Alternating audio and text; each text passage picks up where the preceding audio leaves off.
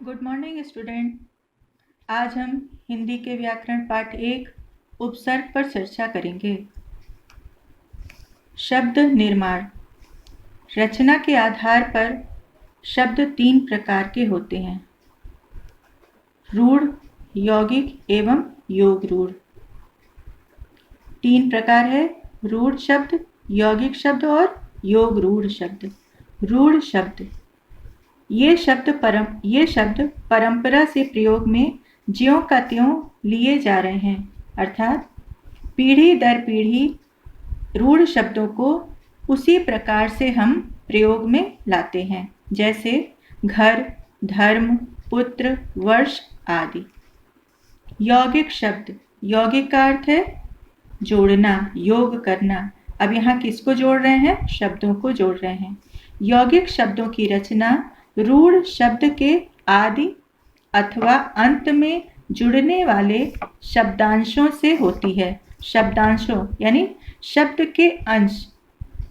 ये शब्दांश रूढ़ शब्दों में जुड़कर उनके अर्थ में परिवर्तन ला देते हैं।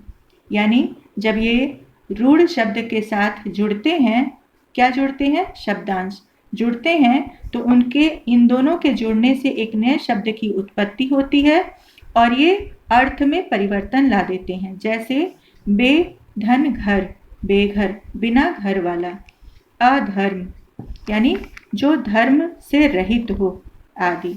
शब्द निर्माण यानी शब्दों की रचना मुख्यतः 3 प्रकार से हुई है: उपसर्ग द्वारा, प्रत्यय द्वारा और समास द्वारा। आज हम यहाँ पर उपसर्ग के बारे में चर्चा करेंगे। उपसर्ग। उपसर्ग शब्द उप तथा सर्ग से मिलकर बना है। 2 शब्दों से मिलकर बना है, उप तथा सर्ग। उप का अर्थ है पास और सर्ग का अर्थ है सृष्टि, यानी किसी चीज का निर्माण करना। अर्थात शब्द के पास पहुंचकर या उसमें जुड़कर नए अर्थ का निर्माण करना, यानी नया शब्द बनाना, और वो नया शब्द एक नए अर्थ का निर्माण करता है। इसकी परिभाषा देखें। वे शब्दांश जो शब्दों के आरंभ में जुड़कर उनके अर्थ में परिवर्तन अथवा विशेषता ला देते हैं, उन्हें उपसर्ग कहते हैं। जैसे उपधन वन, उपवन, बागीचा। खुश धन मिजाज यानी खुश मिजाज, जिसका मन खुश हो। मिजाज मतलब मन। निडर जो भय से रहित हो, निडर। नी मतलब नहीं, डर मतलब भय। जो भय से रहित हो, जिसके अंदर डर ना हो, इत्यादि। हिंदी में 4 प्रकार के उपसर्ग प्रचलित हैं। पहला, संस्कृत के उपसर्ग। संस्कृत से जो उपसर्ग हिंदी में प्रयोग में लाए गए, उनमें से कुछ एक शब्द हमने यहाँ पर लिए हैं। जैसे अति। अति मतलब अत्यधिक, बहुत ज्यादा कहते हैं ना, बहुत ज्यादा अति हो गई, तो अति मतलब अधिक। अति क्रुद्ध जो बहुत ज्यादा गुस्से वाला हो या गुस्सा करता हो, अति क्रुद्ध, अति क्रोधित। अत्याचार जो बहुत ज्यादा अत्याचार करता हो। अत्यंत, अति अंत जो बहुत ज्यादा हो। अति उत्तम जो बहुत उत्तम हो, श्रेष्ठ। अनु मतलब पीछे या समान। जैसे अनुगमन, साथ पीछे चलने वाला। रास्ते में जो गमन मतलब रास्ता, चलने वाला, तो अनुगमन यानी पीछे चलने वाला। अनुचर, अनुचर मतलब जो, चर मतलब भी चलना, और पीछे चलने वाला, जो किसी के पीछे चलता हो, वो अनुचर। अनुक्रम, अनुक्रम मतलब क्रम के अनुसार पीछे सीक्वेंस में चलना। अनुभव, किसी के अनुभव से उसी के अनुसार अनुभव करके वो अनुभव फिर से उनके पीछे पीछे अनुभव करना, उसी चीज को करना। आ मतलब तक, रहित या पूर्ण। आमरण, आमरण यानी मरण तक। आजीवन यानी जीवन भर। आजन्म यानी जन्म भर। आगमन यानी जब तक हम जिंदा रहते हैं तब तक। वि मतलब विशेष या अभाव। विजय जिसकी विजय हो गई हो। वि धन जय विजय। वि धन ज्ञान विज्ञान, एक विशेष सब्जेक्ट विज्ञान, किसी चीज का बहुत ज्यादा ज्ञान हो जाना, विशेष ज्ञान होना, वो विज्ञान। वियोग किसी का अभाव हो, कोई हमसे बिछुड़ गया हो। वि धन योग, वि का अर्थ अलग है, योग का अर्थ अलग है। ये दोनों मिलकर एक नए शब्द का निर्माण करते हैं वियोग, यानी किसी से हमारा विछोह हो जाना। विलाप वि धन लाभ यानी विलाप, किसी के लिए जब हम विलाप करते हैं, रोते हैं, तो ये एक नया अर्थ निकलता है। दुर मतलब बुरा। दुर्दशा जिसकी दशा बुरी हो गई हो। दुर्गम जिस रास्ते पर जाना कठिन हो। गम मतलब जाना। दुर मतलब बुरा, जिस रास्ते पर जाना कठिन हो। दुर्जन जो बुरा व्यक्ति हो। जन मतलब व्यक्ति। दुर्भाग्य जिसका भाग्य बुरा हो। अब हिंदी के उपसर्ग देखेंगे। अ मतलब अभाव। अनाथ जिसका कोई नाथ ना हो, यानी पालन पोषण करने वाला ना हो, अनाथ। अपरिचित जो परिचित ना हो। अ मतलब अभाव यानी नहीं, जो परिचित ना हो। अभेद जिसे भेदा ना जा सके। अभेद। अछूत अधन छूत जिसको छुआ ना जा सके। स मतलब सहित। यहाँ हर उपसर्ग का अपना अपना अर्थ होता है। और एक चीज और, जब हम इसको बनाएंगे या अलग करेंगे तो सबसे पहले हम रूढ़ शब्द को देखेंगे कि उस रूढ़ शब्द का कहीं हमने अपने शब्दकोश में या उसके बारे में कभी सुना है कि नहीं सुना है, यानी उसको कभी हम पढ़े हैं या सुने हैं या देखे हैं। उसके बाद जब हम उसको अलग करेंगे तो हमें समझ में आ जाएगा कि हाँ ये चीज, वो समझ में आ जाएगा कि हाँ ये चीज सही है। अगर हम कभी नहीं सुने होंगे तो कहीं ना कहीं वो अर्थ गलत होगा, यानी रूढ़ शब्द गलत होगा। स का मतलब सहित, जैसे सफल यानी फल जिसका फल सही हो। सफल यानी कि किसी चीज के लिए हम कोई कार्य कर रहे हैं, उसमें हम सफल हो जाएं, फल मिल जाए।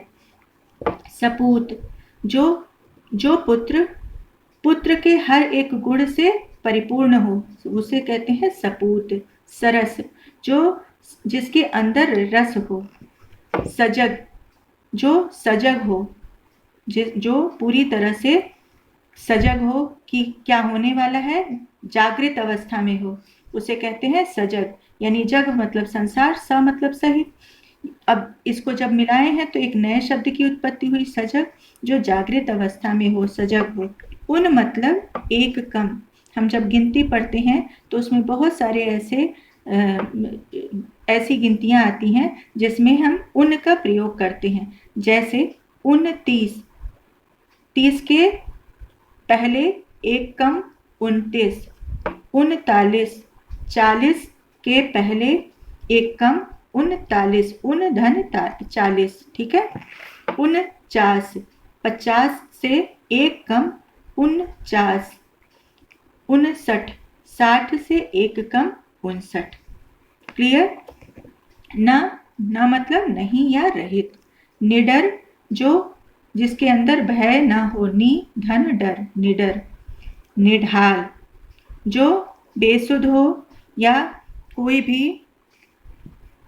हारा हुआ थका हुआ हो, उसे कहते हैं निढाल। निढाल जो पूरी तरह से निढाल अवस्था में, बिल्कुल शिथिल अवस्था में हो। निहत्था जिसके हाथ में कोई भी औजार ना हो, पूरी तरह से वो, उनके हाथ में कोई औजार ना हो, उसे कहते हैं निहत्था। नि धन हत्था, हत्था मतलब हाथ, नि मतलब नहीं, रहित। निकम्मा, निकम्मा मतलब जो काम न करने वाला हो, उसे कहते हैं निकम्मा। ठीक है, तो नी उपसर्ग लगा है और कम्मा यहाँ पे काम न करने वाला। अध मतलब आधा। अध पका जो फल पूरा न पका हो, आधा पका हो, अध पका। अध खिला, अध ये उपसर्ग है। खिला यानी जो आधा खिला हो। अधमरा जो आधा मरा हो, पूरी तरह से न मरा हो। अध जला यानी जो आधा जला हो, उसे कहते हैं अध जला। अब उर्दू के उपसर्ग। उर्दू के उपसर्ग, पहला खुश। खुश मतलब प्रसन्न या अच्छा। खुश मिजाज जिसका मन बहुत प्रफुल्लित हो, खुश हो। खुश धन मिजाज, मिजाज मतलब मन। खुशबू, खुश ये उपसर्ग है, बू मतलब सुगंध यानी खुशबू, जिसकी सुगंध बहुत अच्छी हो। खुशखबरी जो खबर खुशी प्रदान करने वाली हो। खुश मतलब ये खुश उपसर्ग है। खबर यानी कि जो खबर यानी सूचना प्रसन्नता देने वाली है। बद मतलब बुरा। बदहाल जिसका हाल बहुत बुरा हो गया हो, बदहाल। बद मिजाज जिसका मन बहुत बुरा हो। बद मिजाज जैसे कहते हैं बदतमीज, तो यहाँ बद मिजाज उसी को कहते हैं। मिजाज यानी मन, बद मतलब बुरा, जिसका मन बुरा हो। बद सूरत जिसकी सूरत बुरी हो। हम मतलब साथ। हम राज जो किसी के राज को जानने वाला हो, उसे हमराज कहते हैं। हम सफ़र यानी सफ़र में साथ चलने वाला। हम उपसर्ग है, सफ़र इसका रूढ़ शब्द है। हम उम्र यानी हमारे उम्र का, हमारे साथ साथ। हर मतलब प्रत्येक, जैसे हर वक्त। हर यहाँ क्या है? उपसर्ग। वक्त रूढ़ शब्द। वक्त मतलब समय। हर वक्त प्रत्येक वक्त। हर घड़ी, घड़ी का मतलब भी समय यानी हर प्रत्येक घड़ी प्रत्येक समय। हर तरफ यानी प्रत्येक तरफ। हर उपसर्ग है, तरफ रूढ़ शब्द यानी प्रत्येक तरफ। ला मतलब बिना, जैसे कहते हैं ना ला इलाज, जिसका इलाज ना हो पाए वो ला इलाज। यहाँ देखें ला परवाह। ला उपसर्ग है, परवाह जो परवाह ना करता हो उसे लापरवाह कहते हैं, जो परवाह ना करे। ला जवाब जिसका कोई जवाब ना हो। लावारिस जिसका, ला धन वारिस यानी वारिस रूढ़ शब्द, ला उपसर्ग। लावारिस यानी जिसका कोई वारिस ना हो। संस्कृत के अव्यय, संस्कृत में अव्यय बहुत सारे अव्यय शब्द भी हैं, उन हिंदी में उनको उपसर्ग के रूप में प्रयोग करते हैं। हिंदी में उन्हें संस्कृत के अव्यय को उपसर्ग के रूप में प्रयोग किया जाता है। देखें अधः, अधः मतलब नीचे।